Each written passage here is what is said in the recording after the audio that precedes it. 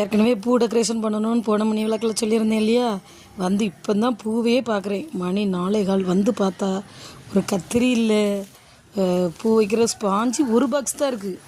நான் 2 பாக்ஸ் இருக்குன்னு நினச்சிட்டு இருக்கேன், ஒரு பாக்ஸ் தான் இருக்குது. 6:30க்கு ஆசீர்வாதம். எப்படி பூ வைக்க முடியும், இவ்வளோ பூவுமே நம்மளை ரெடி பண்ணணுமே அப்படின்ட்டு ஊர் தலைவர்கிட்ட 3 மணிக்கே நான் சொல்லிட்டேன், ஸ்பாஞ்சு வாங்கி கொடுத்துருங்கண்ணே அப்படின்ட்டு. சரின்னு போனவர் வரவே இல்லை.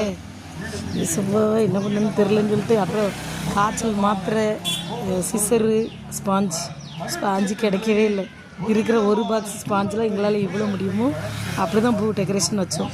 ஒவ்வொருத்தரையும் ஒவ்வொரு மாடலில் வைக்க சொன்னேன், அதாவது ஜோடி ஜோடியாக வைக்க சொல்லியிருந்தேன். அதேமாரி இது பாருங்க, எங்கள் ஸ்னேகா வச்சது சூப்பராக இருக்கா.